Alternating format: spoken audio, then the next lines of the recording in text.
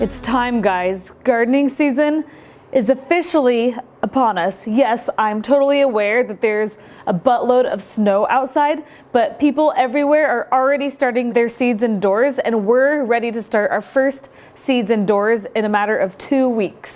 Last year, we didn't start our garden until mid to end of June, and we also have a fairly short growing season. And with that, we bought all of our starts from a local nursery, and we planted a lot of our own seeds in the ground at the end of June. So you can see that we weren't swimming in as much produce as we could have. I guess you could say our goal for our garden this year is the same goal we have every year with our garden. It's to have the best garden yet, right? You guys are with me on that? And what that means for us is we really want to maximize our growing season.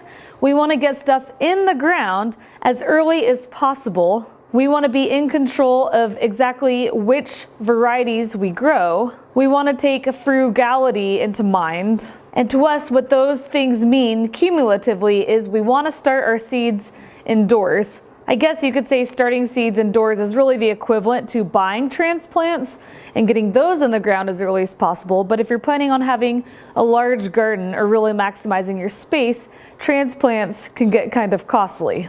I can say as a new gardener, a lot of gardening concepts are really intimidating, and every year I can only handle so much information, and you have to kind of pick and choose what your priorities are. Last year, we were just happy to get anything in the ground at all. But this year, we're ready for the extra step. And after doing a little bit of research on starting seeds indoors, I realized how easy it actually is. And for your average home, small space garden, I truly feel you can grow or start whatever you want inside and you'll have enough space. And it's really not that complicated. So basically what we want to share today is the solution we came up with after hours of research. We wanted something that didn't take up a lot of space. Ideally, we wanted to use components that we already had. We didn't want to buy more than necessary. We wanted something scalable so that maybe today we're starting really small, but maybe next year we want to double or triple our system. I don't know, like what if we start a farm next year? And we also wanted something high quality. We don't want to keep like buying disposable stuff every year that we just throw out and have to buy again the next year, right? So I'd say my research first started with where are we going to put all these seeds. A lot of people choose to put them on the floor, and they make light stands that kind of suspend themselves over the seed trays. But because we are fairly limited on space, or we really value our space, I knew that we wanted to go up. And I knew that we already had a couple of these little rack systems, and we had one in our cabin that wasn't being used for anything. It was very small, very compact. We could fit a lot of seed trays on there. So then I started figuring out what size seed trays do we need, and is this indeed going to work? Is it the right dimensions? Is it wide enough, deep enough? That. You guys will have to bear with me in this video. I'm gonna be jumping around a lot, and that's because I can't just talk about each thing as an isolated item. They're all really interrelated. If you're new to gardening, you can have maybe some of the same aha moments that I've had as to why this whole setup's gonna work for us. So in my research, I was trying to decide what size trays we want, because whatever containers or cells we choose to use have holes in them so the excess water can drain out, but you want a place to catch all that water, right? So it's not going in your house. And I discovered that a lot of seed trays are what they call a 10-20 size, which is 10 inches deep, or 10 inches in one dimension and 20 in the other. And pretty much all seed starting systems are designed around this. That told me we need to make sure that our system works with 10-20 seed trays. Naturally, I did what any good internet researcher would do. I ran out of the house to the cabin in the snow, in my slippers, and took measurements to make sure they would fit on this shelf. Nailed it. So then I was curious if I could double the amount of seed trays on this shelf by putting them side by side. And according to my measurement, not gonna fit. I mean, I guess if I get desperate, this can work. Oh, that totally fits. There you go. This is a very compact shelf unit. We have other ones set up in our garage that are a lot bigger, and they're a little bit deeper too. A lot of seed companies like Johnny's, I did a lot of research on their website, they sell shelving units for starting seeds. I'd say they're much more for a commercial use. They're definitely on the higher end price-wise, and they are deep enough to hold the 1020 seed trays in this orientation. So you can see that on a 4-foot shelf instead of a 2-foot shelf, you can put probably 4 1020 seed trays on one row, multiply by 5 rows, multiply by many shelving units. That's a lot of seeds, yo. But we're not a commercial grower, we're just little home gardeners. Another reason I liked this shelving unit and going up is that it gives you a clear spot to hang your lighting an appropriate distance away from the seeds. I love that it's portable.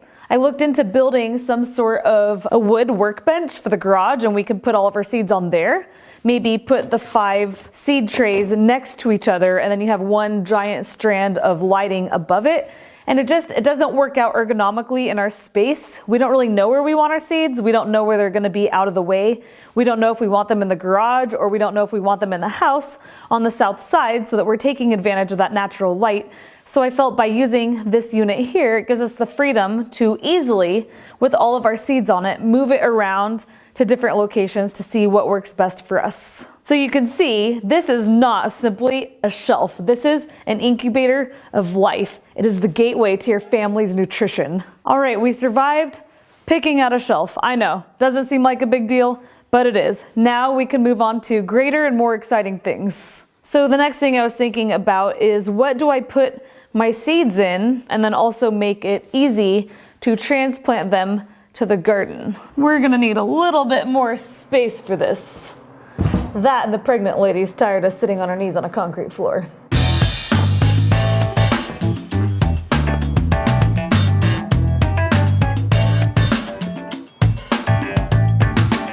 I'm not even kidding when I say that everything comes back to the standardization of these 1020 trays. These are called cells, and many of you are familiar with these because when you go to a nursery, you typically buy plants in, say, a 6-pack, a 4-pack. Maybe the cells are really, really large. And what size cell or container you have really depends on what you're growing.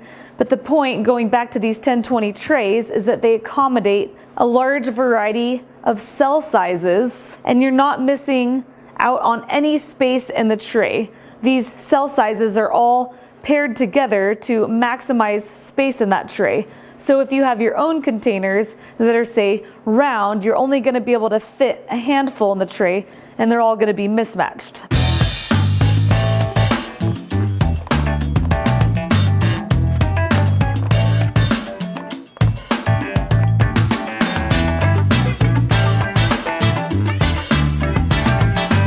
Is that dead sexy or what? This here is 72 cells. That's 72 starts. Because they're all in a tray, you can move them as one unit. You can water them all. And if you decide based on what you're planning, you want your cells to be smaller or larger, guess what? They're gonna fit in the 1020 trays. A lot of gardening accessories are built for 1020 trays. For example, you can get a humidity dome to put on your trays, which helps keep the moisture in during germination, and they fit on top just like that. In fact, a lot of systems, you can buy them together as a set. You don't have to use the humidity domes. You can use something like plastic, maybe saran wrap, but the fact that you can buy accessories that fit the 1020 trays just takes all the thinking out of it. Just in case I wasn't sold on the 1020 trays, I decided to look into seed heating mats. Turns out they're for 1020 trays too. Repeat after me, 1020 trays. It just so happens I extra like them because they fit on our shelf, but seriously, these things can solve world hunger. So I know what you're thinking. You go to your local nursery or Home Depot, the grocery store, the gas station in our small town, and you see 1020 trays and you think, this is it. I found them, I'm ready to check out. No. Well, not no. I just want you to know that not all trays are created equal. Duh, right?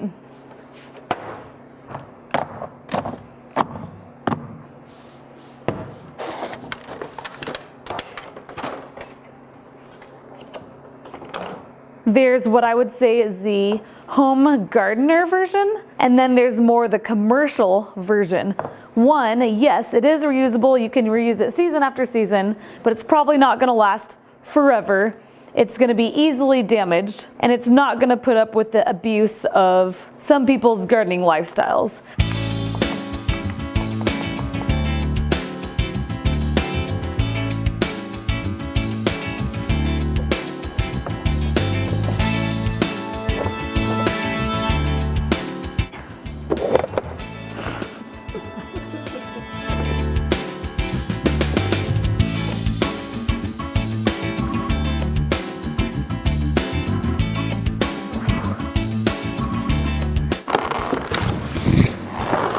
Here's some ergonomics.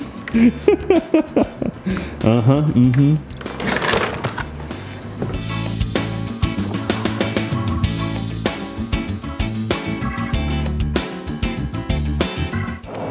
Any questions about the quality? So I found a website called Bootstrap Farmer. Not really sure how, but they were advertising that their seed starting stuff is extremely high quality. They were actually showing the strength of their products using things like weights and cinder blocks.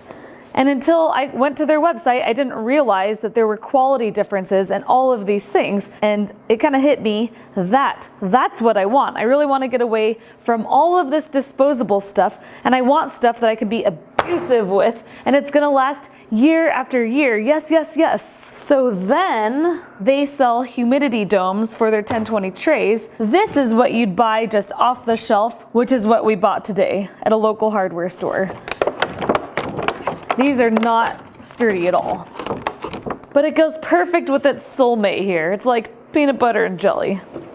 So then here's the Bootstrap Farmer humidity domes, and upon receiving them, I wouldn't say they're as indestructible as the trays, but there's no denying that they're not a lot better quality than this. I feel like if we take care of these are gonna last a heck of a lot longer than these, which easily could be damaged after one season. These have adjustable humidity controls by the look of it. There's also a little handle to give you an option on how you want to lift the dome off the tray.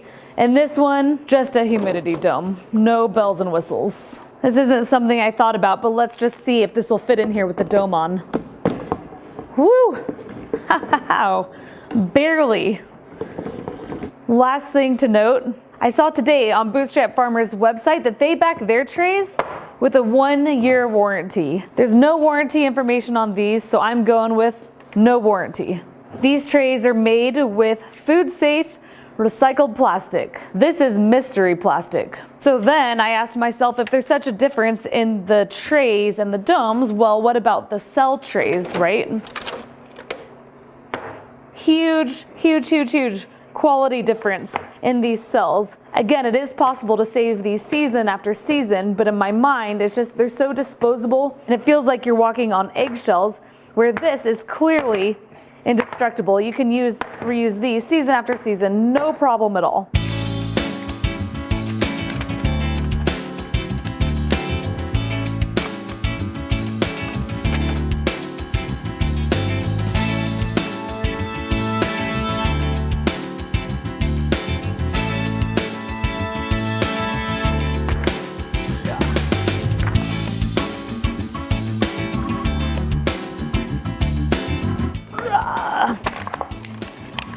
Huh? Not as bad as I thought.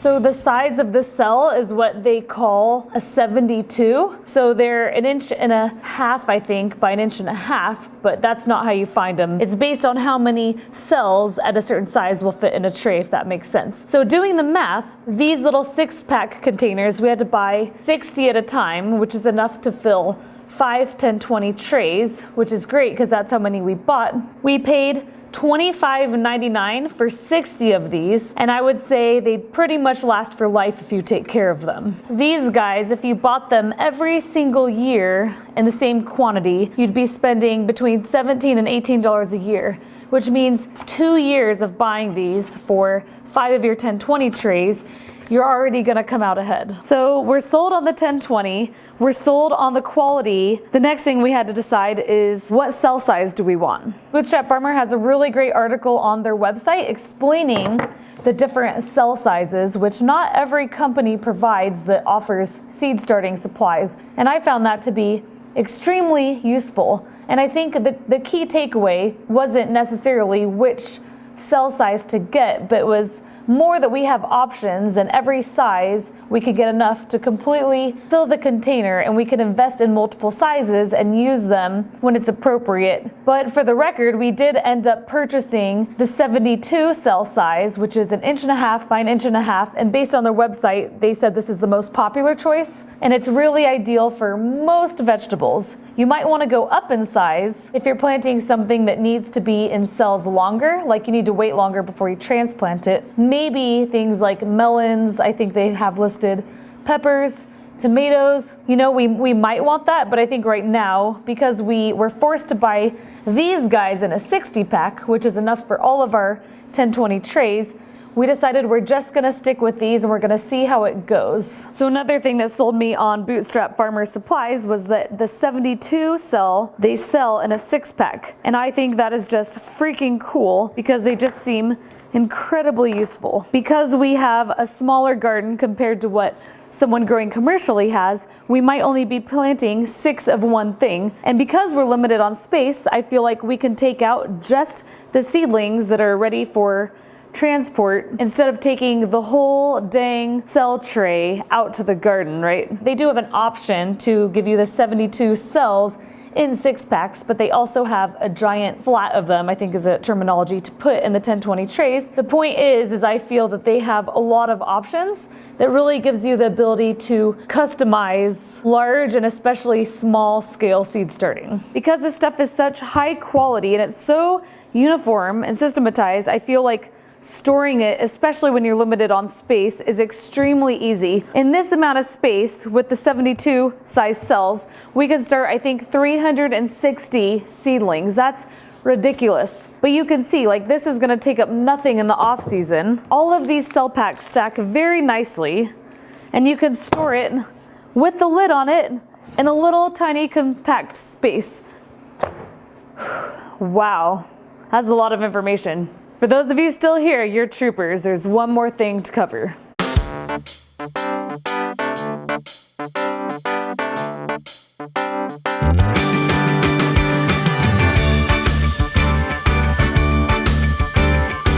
If you guys think all that other stuff is confusing, wait till you start researching lights. I would say lights is a thing I kind of got hung up on because there's a lot of information what type of light to go with: red light, blue light, full spectrum light, fluorescent, LED, incandescent, halogen. Like, there's so many options. We knew we wanted something that was gonna fit in our small space.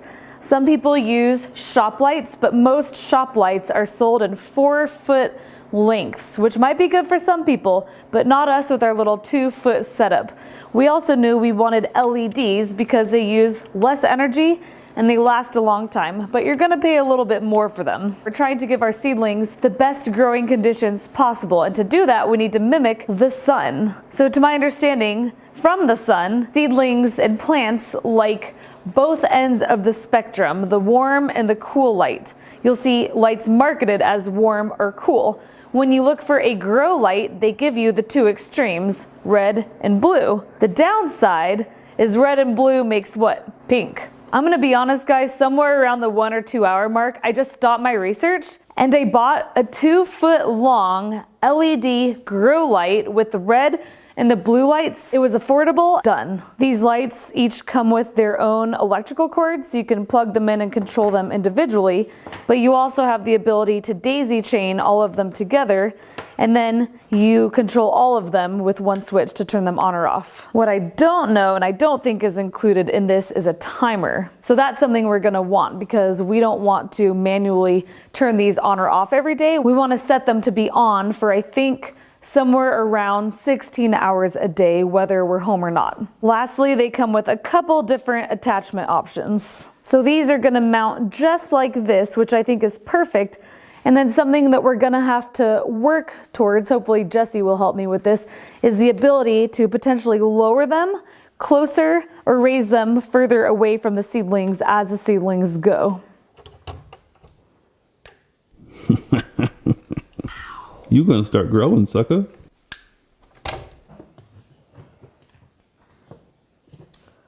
Should do her.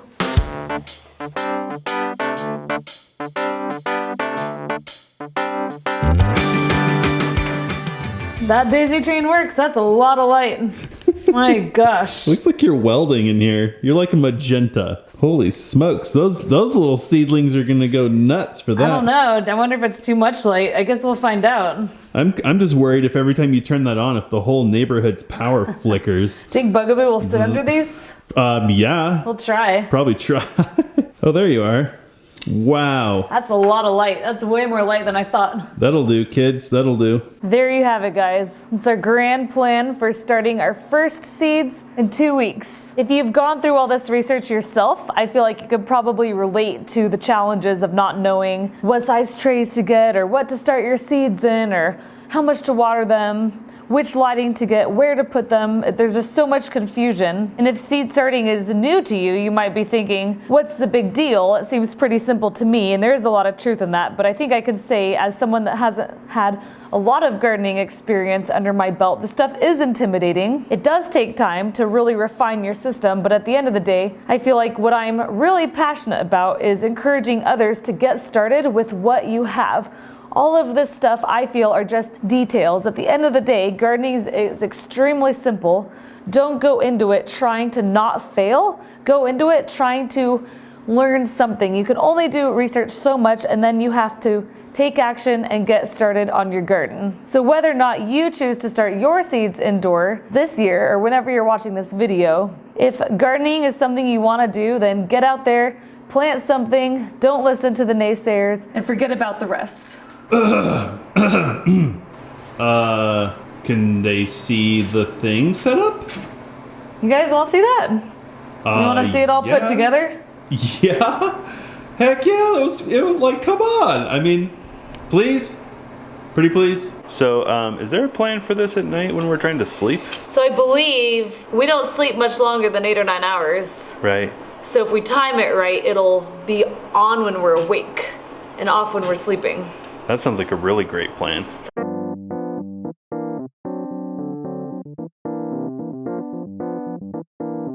Three, 2, 1. Ooh, that's a Christmas tree if I've ever seen one. I love it.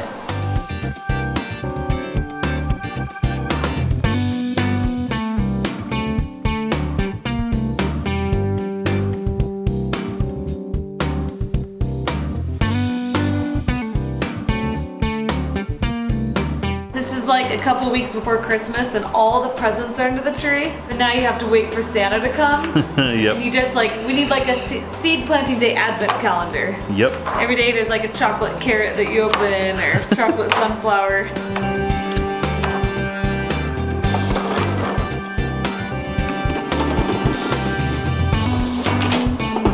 Oh baby. Oh yeah. Oh wow. Oh, we're good. We're good. Oh, she fits. Not quite. The seedlings don't know. Oh, that fits.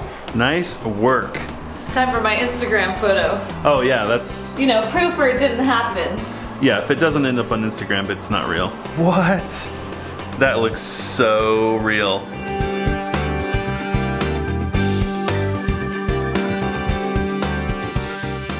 Guess what? I fixed it. Now it'll fit with a dome on there. Check it out. Nice. Oh, awesome. Put the old engineering That's spin on there. ingenuity right there. I would never think of an out-of-the-box solution like that. In the box, in the box. In the box. Get in the box. This is how I know that Alyssa will never leave me. She needs me. I do need you. She needs me to think outside the box. But and you need me to think in the box. But I need her to think inside the box because I am horrible at thinking inside the box. Like this stuff is totally Alyssa, not me. Guys, pretty soon there's gonna be little green things sticking up in there. I can't wait. Lots of little green things. This is starting to look really bad. Wow. Holy cow. Let's go outside and see what it looks like from the outside. We don't need a nightlight anymore, I'll tell you that much. There's no way this is gonna look It's totally good. gonna glow purple. Oh boy. Oh gosh. Oh geez, we've got problems, guys. This looks terrible. Hey, what's that purple glow from across the and valley? our power bill's ridiculously high. That's Right? two bad things That's going for really us. bad. It looks like we're having an 80s party in there. I didn't think it was gonna be that bad. Alyssa, I think we're gonna have to change the light bulbs I know. because, oh wow, holy cow, I can see it from out here. Holy moly, close the door. Bugaboo heard us, I think. He's ashamed of us.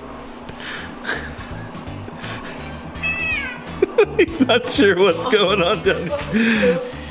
He's like, where? Hey, who are you people and what have you done with my parents? He's totally not sure what to do with the purple. He's no dummy. What do you think, Bugaboo? You want to start some seedlings? Are you gonna garden with us Bugaboo this wants year? to plant watermelons. Watermelons. He wants to garden. He would really rather it be summer. This winter thing sucks.